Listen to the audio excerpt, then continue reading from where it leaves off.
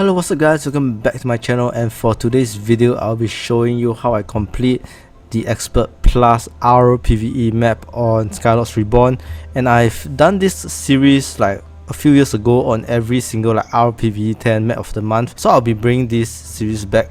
And on top of that, I will also be completing each of the map of the month by playing a different style deck, so you guys can take a look and see the variety of deck styles that I can play. And I will try my best to also incorporate cards that are rarely used in the game to probably have some fun with these Expert Plus maps. And of course, Expert Plus maps are also the most difficult Rpve maps in the game. They got revamped from the difficulty 1 to 10 Rpve to like the current difficulty level, separated by like standard, advanced and expert.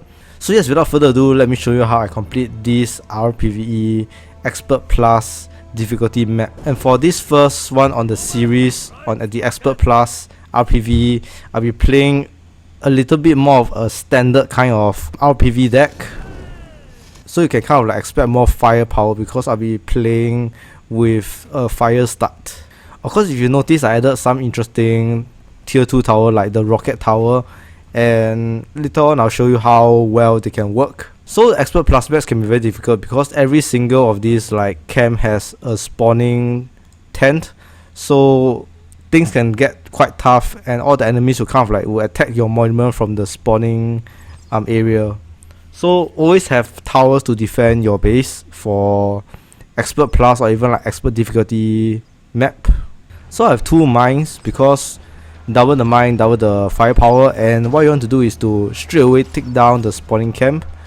As you can see, the spawning camps would straight away attack your monument. So to avoid many of these like spawns from your enemies, make sure to destroy first the bandit tent, and second, do not based on your fog of war, make sure to not reveal the second camp or the camp after, because this will automatically spawn like enemy camps like further down the Rpve map. So just avoid revealing too many camps that you can't destroy, and tackle all the camps one by one.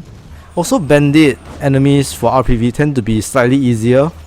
Some of the harder ones are probably like maybe fire and also maybe like twilight, because they can really trap your units, like the twilight wheel zapper, the twilight dragon. So over here basically you just want to defend your monument, either that or you can just leave some of the bandit units here when you just like kind of kill most of them, because as long as they got 1 bandit unit surviving, the spawning camps will not spawn additional bandit units. So this will take quite a while to kind of like stabilize and protect my first monument. So once I kind of think that there's not a lot of enemies left, I would continue attacking the camp and probably take tier 2. And I know it's safe to obtain tier 2 because of the many bandit units at the base, so probably not a lot of like bandits will be spawning. The good thing about this map is also that the third monument area or the next camp beside your second monument is further away, and this is also done on purpose with the new like Expert Plus or the new revamping of the Rpve maps to prevent a lot of the aggroing from the adjacent camp. And why rocket tower can really be quite a good tower regardless of the damage they deal, because they kind of like deal very little damage, is because of the knockback. As you can see, units are being knocked back and they can't deal damage to a rocket tower, except for of course the bandit spearman, which is resistant to the knockback. Also, once you get the next monument, the bandit units will attack the monument that is of the higher tier, so they will ignore your first monument and you can kind of like destroy your defenses for the first monument. Yeah, so once you build quite a number of rocket tower, you know that your base is safe, because there's no way that your enemies can destroy your base when they are being knocked back. And I have my fire stalkers as a tier 2 attack card, and why I want this is because of his long range siege ability, Unstable Ember. Then I can take down the spawning camps quickly and just dwindle down the number of bandit units attacking my monument. So fire stalkers are very helpful for their siege long range abilities. So yeah, once you get your next monument, the bandit will automatically aggro to the third monument that you have. Unfortunately, I can't defend my monument that was really unfortunate because I don't have enough power, and yeah, I just don't have my towers built yet. So I have my Shrine of Memory to get back Void Power quickly, and Rocket Tower just to knock back all the units. And this deck is also slightly expensive and also a lot easier to play for Expert Plus maps, because I just need to have tier 3 and use the Enlightenment to summon tier 4 units. So as long as you got any cards to help you summon tier 4 units, which is only Enlightenment now, the Rpve Expert Plus maps will get a whole lot easier. Of course, future runs I will take away Enlightenment and show you a couple of strategies where you can kind of like take down camps, but as this is the opening act, I wanted to show you something much more simple to complete for those of you who can't really complete Expert Plus maps. So this is one of the easier decks that you can play to accomplish your achievement to clearing your Rpve Expert Plus difficulty maps. Yeah, so this Bandit Tortugan is really annoying. For my defensive unit, I will have the Giant Wind. They deal a lot of damage and they are flying units, so I don't really have to worry about them getting killed. And yep, I need to repair my monument again. That is such a shame. And of course, I will send my Batterial down to get my 4th orb, and once this orb is up, I will be shifting my defenses here because none of the bandit units will be attacking my previous monument area. Yeah, so just take a look at my Batterial doing its job to clear the minion small little camps, so that I can just clear off my tower at the 2nd monument. It's quite straightforward now, and now it's time to tackle the difficult camps. And over here, a very good trick I have is to summon the live stream.